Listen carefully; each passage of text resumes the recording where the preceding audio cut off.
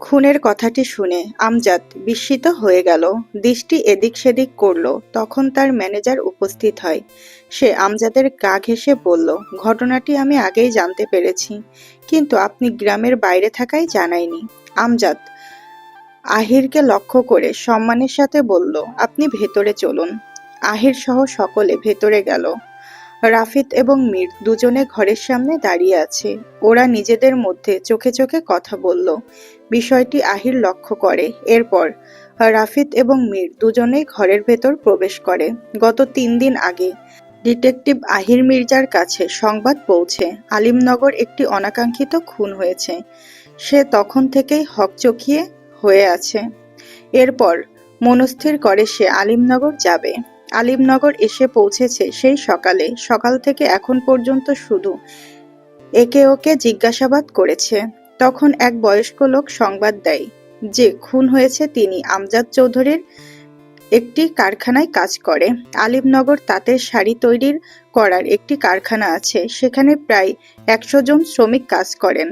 মহিলারা আছে বেশ কজন, যাদের দায়িত্ব নেওয়ার মতো কেউ নেই, না বাপ, না স্বামী, না ছেলে সন্তান। সেই সূত্র ধরে আহির মির্জা তদন্ত করার জন্য জমিদার বাড়িতে উপস্থিত হয়। বৈঠকখানায় বসে আছে পুরুষেরা। আমজাদ থমাস, আমজাদের ম্যানেজার আবুল কালাম, তার সাথে মীর এবং রাফিদ। সোফায় অপর প্রান্তে আহির মির্জা, পেছনে তার সহকারী দাঁড়ানো। বুলবুল এসে চা রাখলো মাঝের টেবিলে। আহির তখন মাথা থেকে ফেডোরা খুলে ফেলল। এরপর শান্ত মস্তিষ্কে আমজাদ চৌধুরীর দিকে তাকিয়ে বলল, মিস্টার চৌধুরী, শ্রমিক মিলন আপনার কারখানায় কতদিন যাবৎ কাজ করছিল? প্রায় 6 বছর। 6 বছরে আপনি তাকে কখনো দেখেছেন তাকে কারোর সাথে ঝগড়াঝাটি করতে, অথবা তার কোনো শত্রুতা আছে কিনা কারোর সাথে? পায়ের উপর পা তুলে বসে আহির। আমজাদ ভেবে জবাব দিল, আমার জানা মতে নেই। আর ও তো খুব ভালো মানুষ ছিল। তাছাড়া আমি তো ব্যবসার কাজে থাইল্যান্ড ছিলাম দীর্ঘ বছর। তাহলে আপনার কারখানায় কে সামলাতো? আমজাদ ঘুরে রাফিদের দিকে দেখল। আমার ছেলে এবং ম্যানেজার। বাকি দেখভালের জন্য অনুচারীগণ আছে। এরপর আমজাদ নাকের এবং কপালের বিন্দু বিন্দু ঘাম মুছে। আহির কয়েক সেকেন্ড নীরব রইল। এরপর টেবিল থেকে চাটা হাতে তুলে নিল। চায়ে চুমুক দিয়ে বলল, কোনো প্রশ্নের জবাবে যখন কেউ মিথ্যে বলে তখন তার নাকে ঘাম জমে। কি বলতে চাইছেন আপনি? রাফিদ উৎকণ্ঠিত হলো। আমজাদ হাতের ইশারা করে চুপ করতে বলল রাফিদকে। আহির চায়ের কাপ টেবিলে রেখে দেয়। তুমি নিশ্চয় রাফিদ? যুবক বয়স, তাজা রক্ত। আমার আর তোমার বয়স একই হয়ে থাকবে। রাফিদ কিছু বলল না। আহির পুনরায় জিজ্ঞেস করল, বোনকে নিশ্চয় খুব ভালোবাসো? বিচক্ষণ প্রশ্ন আহিরের। রাফিদ একবার মীরের দিকে দেখে বলল, বোনকে তার ভাই ভালোবাসে, এটাই স্বাভাবিক, কিন্তু আমার বোন আছে সেটা আপনি কিভাবে জানলেন? আহির এবার হেসে উঠল সশব্দে। তার হাসি দেখে সবাই স্তম্ভিত হলো। জয়ন্তন দোতলার রেলিং ধরে দাঁড়িয়ে আছে। সে শুনছে তাদের কথোপকথন। তার পাশে ঠিক কয়েক হাত দূরে মায়াও রেলিং ধরে দাঁড়িয়ে আছে। সেও শুনছে ডিটেকটিভ আহিরের সাথে সবার কথোপকথন। জয়ন্তন ঘুরে মায়ার দিকে দেখল। মায়াও তার দিকে তাকিয়ে চোখে চোখ মিলালো। আহির হাসি থামালো। হাসলেন কেন? মীর প্রশ্ন করল। আমি এখানে এসেছি তদন্ত করার জন্য, কিন্তু তার মানে এই নয় যে আমি কিছু জানি না। আপনাদের সমস্ত তথ্য আমার কাছে আছে।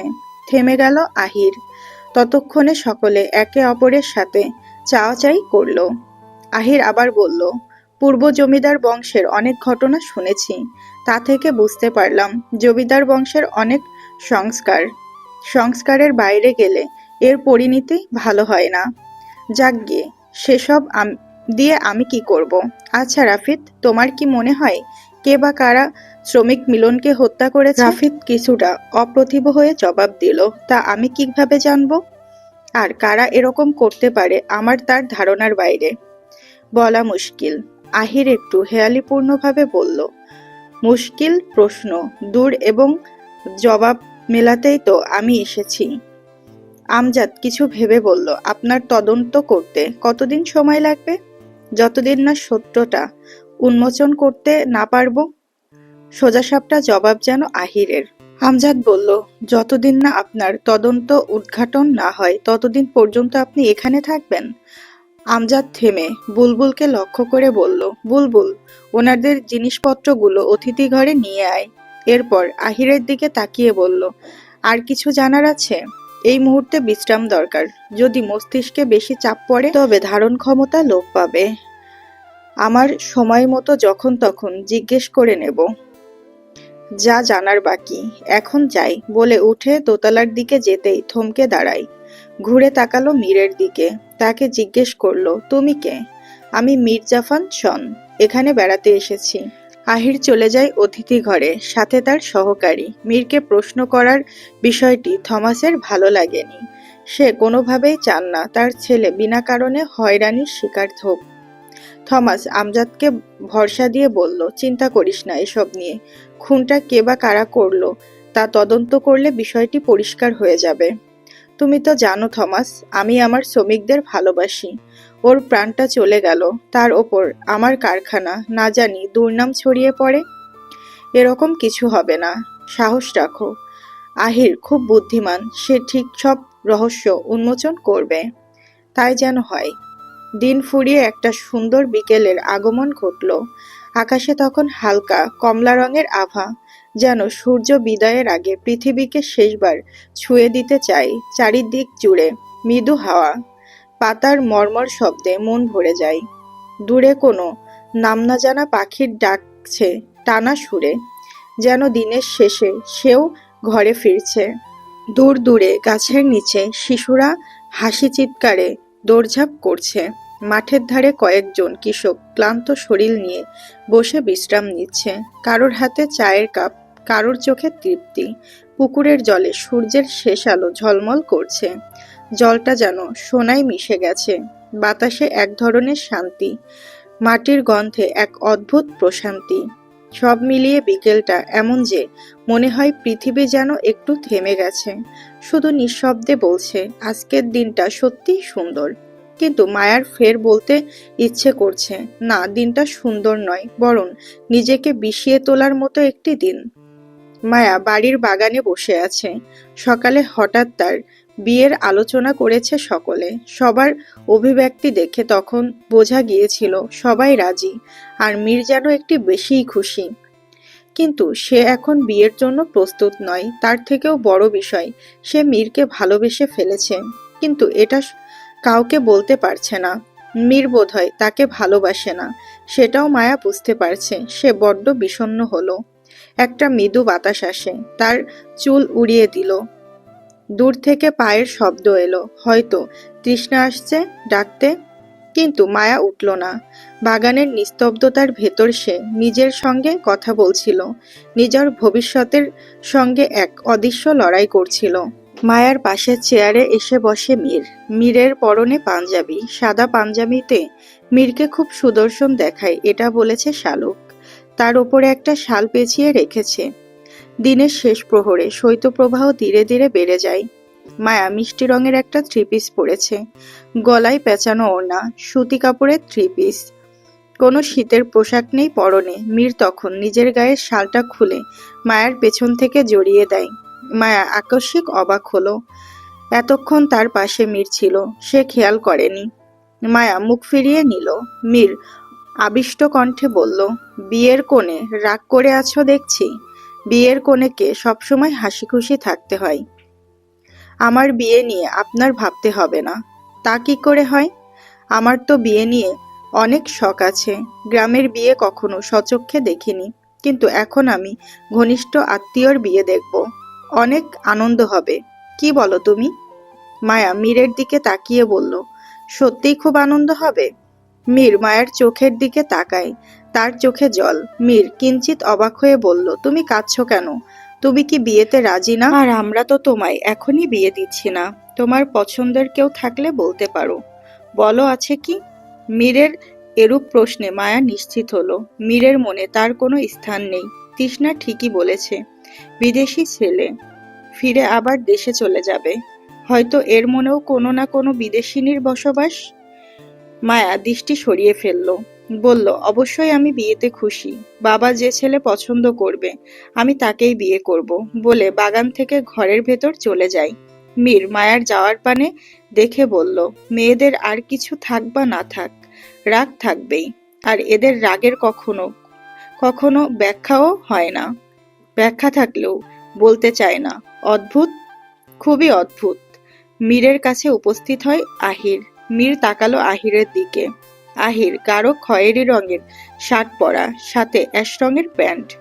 সে পুনরায় পায়চারি করতে করতে বলল, দুনিয়াটা বড়ই বিচিত্রময়। আমরা মানুষকে চিনতে পারি না, কখনো তাকে চিনেও না চেনার ভান করি, কখনো প্রিয় মানুষটির চোখের সামনে আমাদের ভালোবাসা পাওয়ার জন্য ছটফট করে, কিন্তু আমরা তাকে মূল্যায়ন করি না। আর যখন সে মানুষটা আমাদের থেকে অনেক দূরে চলে যায়, তখন আমরা আত্মচিৎকার করি, কিন্তু মানুষটি আর ফিরে আসে না। মীর দাঁড়িয়ে বলল, এসব আমাকে শোনাচ্ছ কেন? তুই আমাকে তুই বলে সম্বোধন কর, আমরা তো পাশাপাশি বয়সের। মীর মসৃণ হেসে বলল, হঠাৎ করে তুইটা আসবে না, তবে কোনো এক পরিস্থিতিতে চলে আসবে তুই ডাকটি। আমি সেই পরিস্থিতির জন্য অপেক্ষা করছি, বলে হাসে আহির। মীর ও আহির দুজন বাড়ির চৌকাঠ পেরিয়ে সরু পথ ধরে হাঁটতে লাগে। মীর একটি সিগারেট ধরালো। সিগারেট খেলে ক্ষতি হয়, আহির বলল। মীর সিগারেট ফুঁকে বলল, ক্ষতি হবে জেনেও জীবনে ঝুঁকি নেই আমরা, হয় শখের জন্য নয় সুখের জন্য। আহির গভীর শ্বাস ফেলে বলল, শেষমেশ শখও পূরণ হয় না, সুখেরও দেখা মেলে না, কিন্তু হৃদয় দিব্যি পুড়ে যায়। প্রতিদিন সিগারেট খাও? না, মাঝে মধ্যে। মীর সিগারেট ফেলে দেয়। আহিরের দিকে তাকিয়ে নীরব বিভ্রান্তি নিয়ে বলল, আপনি সত্যিই ডিটেকটিভ তো? আহির ঘুরিয়ে প্রশ্ন করে, তুমি সত্যিকারের ডিটেকটিভ নও তো? মীর হেসে উঠল, সাথে আহিরও। আহির থেমে বলে, তুমি যেভাবে জিজ্ঞেস করলে আমার এটাই মনে হলো। শালুক নিজ ঘরে বসে আছে, আমজাদ ইজি চেয়ারে বসে আছে। বিষণ্ণতার ছোঁয়া তার মুখে। শালুক তার পেছনে গিয়ে দাঁড়ালো, মাথায় কাপড় টেনে বেশ নতজানু হয়ে বলল, আপনার কারখানায় অনাকাঙ্ক্ষিতভাবে একজন খুন হয়েছে, এটি নিয়ে আপনি চিন্তিত আমি বুঝতে পারছি। এতটুকু বলে থামে শালুক। আমজাদ নিরুত্তর। শালুক আমজাদের সম্মুখীন হয়ে পুনরায় বলল, শুনেছি সকালে মায়ার বিয়ের কথা বলছিল। আপনি এখন ওর বিয়ে দিতে চাচ্ছেন? হ্যাঁ, চারিদিকে যা হচ্ছে তাতে বিয়েটা এখনই সেরে ফেললে ভালো হয়। ও বরাবরই চঞ্চল, সুপাত্রের হাতে তুলে দিয়ে দূরে পাঠিয়ে দিলে একটু শান্তি পাবো, এই ভেবে যে কোনো হয়রানি আতঙ্ক ওকে ছুঁতে পারবে না। শালুক বলল, কিন্তু বাড়িতে যে গোয়েন্দা আছে। গোয়েন্দার কাজ করবে, এমন সময় একজন গোয়েন্দা বাড়িতে থাকা খুবই ভালো, আর মিলনের খুনের রহস্যটাও বের হবে। আচ্ছা, আপনার কি মনে হয় ওকে কে মারতে পারে, আর কি কারণে? বুঝতে পারছি না। ও তো শান্তশিষ্ট ছিল, তবে এরকম কে করলো জানি না। হবে হয়তো কোনো কারণ ছাড়া তো কিছু হয় না। শালুক নিশ্চুপ থেকে বলল, আমি যাই, সন্ধ্যা হয়েছে, অতিথিদের জন্য কিছু তৈরি করতে হবে। বলে যেতেই আমজাদ সুরেলা কণ্ঠে ডাকলো শালুককে, গিন্নি, এক কান কথা শুনা যাও। শালুক হঠাৎ থ হয়ে দাঁড়িয়ে পড়ল, লজ্জায় পড়ল যেন সে। আমজাদ বসা থেকে উঠে দাঁড়ালো, শালুকের দিকে এগিয়ে তাকে নিজের দিকে ঘুরিয়ে নিল। কি করছেন আপনি? এই বয়সে এসেও আপনার রসিকতা যায় না। আমজাদ মৃদু হাসল। শোনো গিন্নি, নিজের স্ত্রীর সাথে এরকম নিস্তব্ধ সন্ধ্যায় যদি একটু ভাব করা যায়, তবে এটা কিন্তু সুন্নত এর কাতারে পড়ে। প্রথমত, দ্বিতীয়ত, নিজের স্ত্রীকে বুকে টেনে নিলে হৃদস্পন্দন বেড়ে যায়, ফলে রক্ত সঞ্চালন বেড়ে যায়, মন সতেজ থাকে। আসো দেখি, বুকে আসো। শালুক আমজাদকে দূরে সরিয়ে দিয়ে বলল, আপনার বয়স হয়েছে সংখ্যায়, মনের বয়স এখনো 30। আমি যাই, কাজ আছে, বলে শালুক ঘরের বাইরে বের হয়।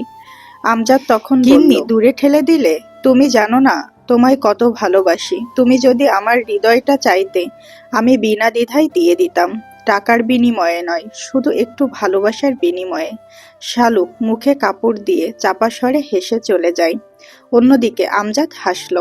আমজাদ বরাবরই জ্ঞানী একজন মানুষ, তিনি কখনোই চান না তার জন্য কেউ কষ্ট পাক, চিন্তা করুক।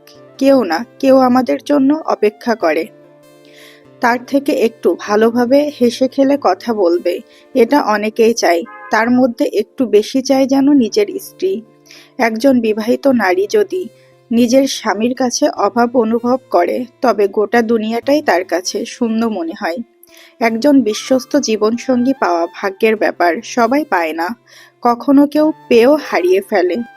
তখন আমজাদের গোমরা মুখ দেখে রীতিমতো শালুকও চুপসে যায়। যা বুঝতে পারে আমজাদ, তার ভালো লাগেনি শালুকের গোমরা মুখ। তাই সে নিজের স্ত্রী, নিজের সন্তানের জননীর মুখে একটু হাসি ফোটানোর চেষ্টা করল। কোনো স্বামী যদি ঘুম থেকে উঠে নিজের স্ত্রীর কপালে চুমু খেয়ে বলে, আজকের সারাদিনটা আমার ভালো কাটবে, কেননা ঘুম থেকে উঠেই যে সর্বপ্রথম তোমার মুখ দেখেছি, বিশ্বাস করুন এতে স্বামীর দিনটা ভালো যাক বা না যাক, কিন্তু একজন স্ত্রীর সারাটা দিন ভালো কাটে। সন্ধ্যা হয়ে এলো। আহির এবং মীর হাঁটতে হাঁটতে অনেকটা দূরে চলে যায়। একটা টং দোকানের সামনে দুজন বসে। কিছু লোক চা খাচ্ছে। মীর 2 কাপ চা চাইলো। দোকানি চা বানিয়ে দেয়। 2 কাপ রং চা। আহির চায়ে চুমুক দিল। মীর বলল, আপনি বিয়ে করেছেন? না। কেন?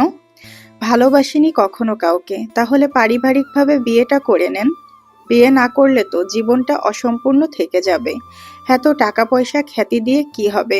আহির হাসে। তার হাসিতে লুকিয়ে রহস্য। মনের মতো মেয়ে পেলে ভেবে দেখব। এই গ্রামে অনেক মেয়ে আছে, কাউকে পছন্দ হলে বলবেন, আমি ঘটক পাঠাবো।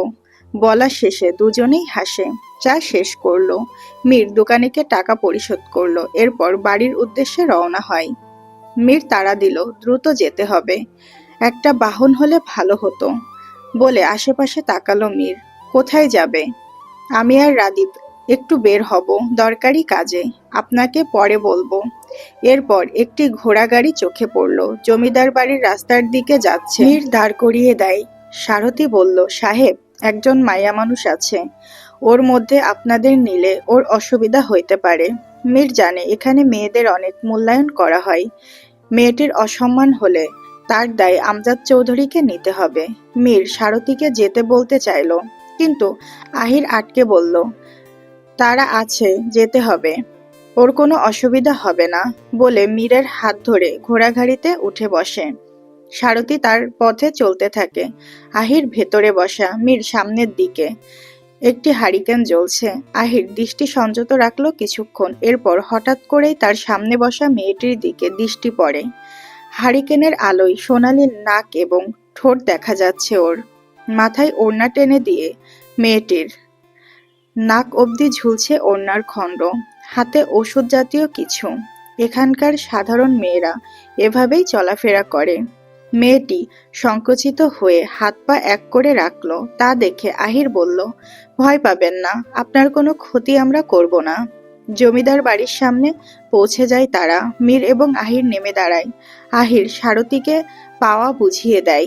সেই সাথে জিজ্ঞেস করলো, মেয়েটিকে কোথায় নামাবে? সামনের 2টা মোড়ের পরেই। আচ্ছা, সাবধানে নিয়ে যেও।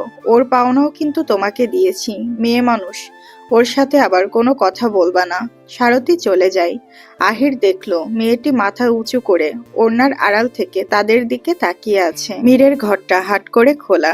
মায়া একবার এসে উকি দিয়ে দেখেছে মীর নেই। তখন দেখে মীর আসছে তার ঘরের দিকে। মায়া সরে যায়। মীর তার ঘরে প্রবেশ করে, দরজাটা লাগিয়ে দেয়। মায়া জানালার ফাঁক দিয়ে দেখল মীর কিছু লিখছে। বেশ মনোযোগ দিয়ে লেখাটা শেষ করে নিজেই একবার পড়ল। সাথে একরাশ শব্দ হাসি। নিশ্চয় চিরকুট। মায়ার কাছে তখন শেফালি উপস্থিত হয়। মায়া ইশারায় শেফালিকে চুপ থাকতে বলে। মীর চিরকুটটি পাঞ্জাবির পকেটে রাখলো। এরপর ঘর থেকে বের হয়ে রাফিদের ঘরের দিকে হাঁটতে লাগলো। মায়া ও শেফালি আড়ালে লুকিয়ে পড়ে। এরপর দুজনে কৌশলে মীরকে অনুসরণ করে। মীর রাফিদের ঘরে চলে গেল। রাফিদ ঘরে বসে কিছু কাগজপত্র নিয়ে ঘাটাঘাটি করছিল। মীর তার ঘরে প্রবেশ করে। দরজা পুরোপুরি লাগায়নি, হাট করে খোলা। মায়া সাহস করে রাফিদের ঘরে ঢুকতে পারল না। কিন্তু মীর কি লিখেছে এটা যে তার জানতে হবে। কিন্তু কিভাবে? মায়ার মাথায় তখন চট করে বুদ্ধি চলে আসলো। শেফালিকে মায়া বলল, তুই ভাইয়ার ঘরে যা। ঘর মোছার কথা বলে ঘর মুছতে শুরু করবি, আর তারা কি বলে শুনবি। শেফালি বলল, যদি ভাইয়ারা বুঝতে পারেরা আমারে কিছু কয়, বললে শুনবি। বলে মায়া শেফালিকে ধাক্কা দিয়ে রাফিদের ঘরে পাঠিয়ে দেয়। রাফিদ এবং মীর এর মাঝে হঠাৎ শেফালি উপস্থিত হয় তারা কিছুটা স্তম্ভিত হয়। রাফিদ কিছু বলার আগে শেফালি হাসতে হাসতে বলল, দাদা বাবু, ছোট মালকিন কইছে আপনার ঘরে নাকি ময়লা পড়ছে, তাই আমারে মুছতে পাঠাইছে। বলা শেষে নিচে বসে নিজের ওড়না দিয়ে ঘর মোছা শুরু করে। রাফিদ কিছু বলতে চাইলে মীর বাধা দিয়ে বলল, বারান্দায় চল। রাফিদকে নিয়ে মীর বলল, আমি মোহিনীর জন্য একটা চিঠি লিখেছি, চল দিয়ে আসি। কিন্তু রাফিদ নাকচ করলো। মীর তখন বেশ জোরাজুরি করলো রাফিদকে। এরপর রাফিদ মোহিনীদের বাড়ির উদ্দেশ্যে যেতে রাজি হয়। ব্যর্থ শেফালি। তার কথা বলার জন্য বারান্দায় গেলে শেফালি ঠিক করে কিছু শুনতে পায়নি। কি বলেছে তারা, শুধু দেখেছে মীর রাফিদকে জোরাজুরি করছে।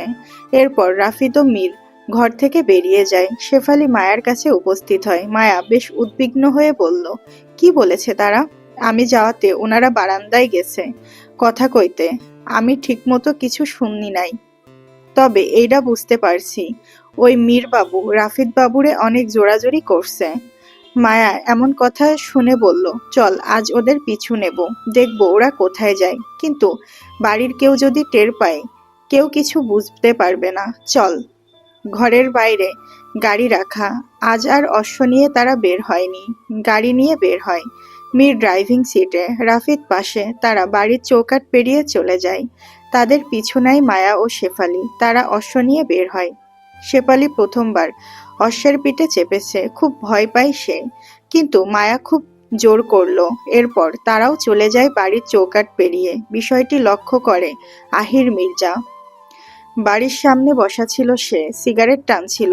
যত দ্রুত সম্ভব মিলনের কেসটি সমাধান করতে হবে, এরপর শহরে ফিরতে হবে তার। কিন্তু কেসটি তার কাছে একটু জটিল মনে হলেও অন্যান্য কেসের তুলনায়। মিলনের হত্যাকাণ্ডের বিষয়টি ঘিরে এখনো পর্যন্ত সে জমিদার বাড়ির লোককেই সন্দেহ করছে, কিন্তু কতটুকু তার সন্দেহ সঠিক তা যে জানতে হবে। সিগারেট ফেলে দেয়। এরপর তার গাড়ি নিয়ে বের হয় রাফিদ এবং মীরকে অনুসরণ করার জন্য। তখন মীর বলেছে একটা দরকারি কাজ আছে, কিন্তু কি জিজ্ঞেস করলে উত্তর মেলেনি। আহিরের সন্দেহ হয় আব্দুল মোতালেব হোসেন আজ বাড়িতে নেই, শহরে গেছেন কাজের জন্য। যাওয়ার আগে বারবার মোহিনীকে বলে গেছে, যতদিন আমি না ফিরবো ততদিন ঘরের বাইরে বের হবে না, কুঠুরি পর্যন্ত যাবে না। এখন ঘরে শুধু মোহিনীর মা। মোহিনী কথা শোনেনি তার বাবার। তার কাছে মেয়েরা নাচ শিখতে এসেছে, সে তালে তাল মিলিয়ে ওদের নাচ শেখাচ্ছে। চারপাশে মোমবাতি জ্বালিয়ে রাখা, সেই আলো ধরেই ওরা নাচছে। ঘুঙুরের শব্দ ভেসে আসছে মীরের কানে। ছোট্ট কুটিরের পাশে কিছু ফল ও ফুলের গাছ। আব্দুল মোতালেব নিজের হাতে বাগানটি করেছে। তিনি সবসময় বলতেন, বৃক্ষের মতো আপন কেহ হয় না, বৃক্ষ আমাদের ফল দেয়, ছায়া দেয়, অক্সিজেন দেয়। বাগানের ভেতরে দাঁড়িয়ে আছে মীর ও রাফিদ। রাফিদ এখনো বারবার বলছে চিঠিটা ওকে দিস না, কিন্তু মীর শুনছে না। সে উক্ত সময়ের অপেক্ষা করছে, কখন দিবে। তাদের থেকে কয়েক হাত দূরে মায়া ও শেফালি। আহিরও তাদের লক্ষ্য করছে। বেশ কিছুক্ষণ অপেক্ষা করার পর কুঠুরির মেয়েদের নাচ শেষ হয়। মীর তখন কোনো দিকে না তাকিয়ে সোজা কুঠুরির বিটের ভেতর প্রবেশ করে। মোহিনী হাঁটু ভাঁজ করে বসে পা থেকে ঘুঙুর খুলছিল। তখনই তার সামনে একজোড়া পা উপস্থিত হয়, বাদামি রঙের চামড়ার স্লিপার জুতো পায়ে। মোহিনী কিছুটা আকস্মিক হকচকিয়ে গেল। এরপর ধীরে ধীরে বসা ছেড়ে উঠে দাঁড়ালো মীরকে দেখে। অন্যদিকে রাফিদ চারপাশ দেখছিল, কেউ দেখে ফেলবে বলে।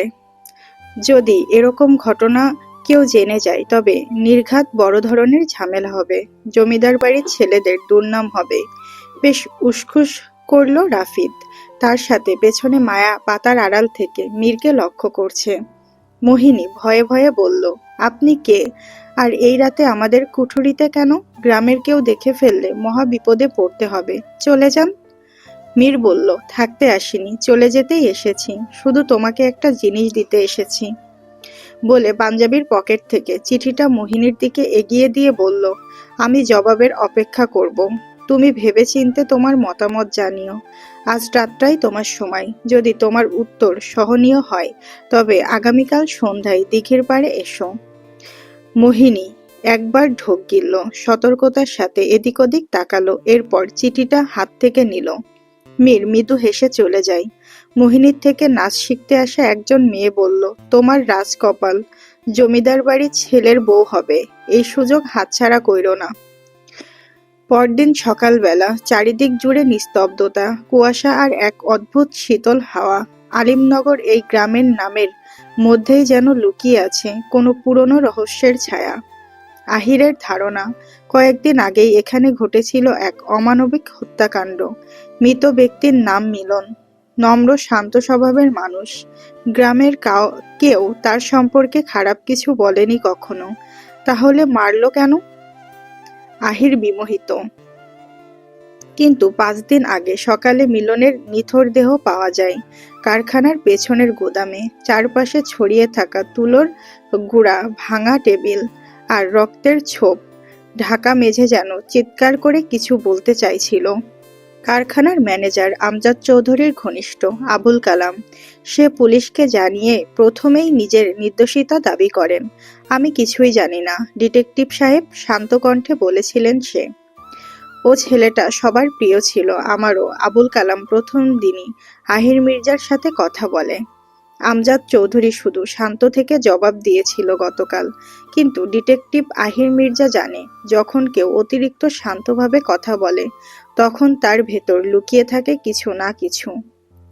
আজ সকালেই আহির মির্জা বেরিয়েছেন গ্রামের লোকজনের সঙ্গে কথা বলতে। পশ্চিম পাড়া, মিলনের ঘর, চায়ের দোকান, সবখানে যাচ্ছে সে।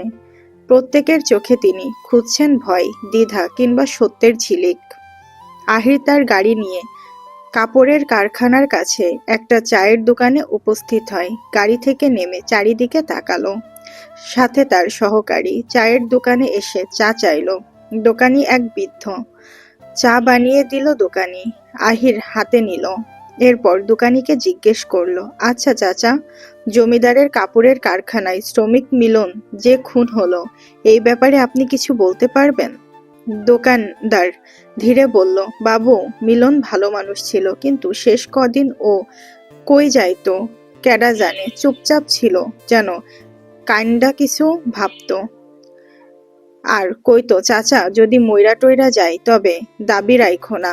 আগেই যেন মৃত্যুর সংবাদ পাইছিল। দোকানি দুঃখ প্রকাশ করলো। আহির মির্জা চুপ করে থাকলো। তার চোখ স্থির। দূরে কোথাও যেন তিনি একটা সূত্র দেখতে পাচ্ছেন। সম্ভবত এই গ্রামের নিস্তব্ধতার ভিতরেই লুকিয়ে আছে সেই উত্তর। কে বা কারা চেয়েছিল মিলনের খুন? কি কারণ হতে পারে? ও আগেই কেন মৃত্যুর কথা বলেছে? আহিরের ভাবনা ভাঙানোর জন্য তার সহকারী বলল, স্যার, গতকাল রাতে আপনি মীর রাফিদকে সন্দেহ করে তাদের পিছু নিয়েছিলেন, কিছু পেয়েছিলেন? আহির চায়ের কাপ রেখে বলল, মেইলি কেস, ওসব নিয়ে ভাবার সময় নেই। আজ সূর্য ওঠেনি। কুয়াশায় ঘেরা চারপাশ।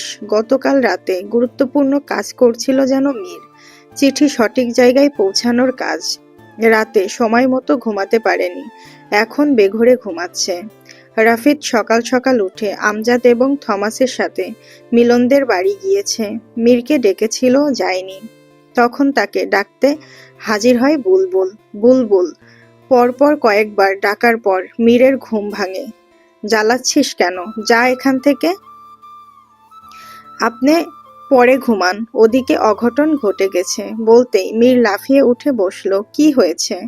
তখন বুলবুল হেসে হেসে মীরের পা টেপা শুরু করে এবং বলল, এটা না বললে তো আপনি ঘুম থেকে উঠতেন না। তুই আমার পেছনে কেন পড়ে আছিস?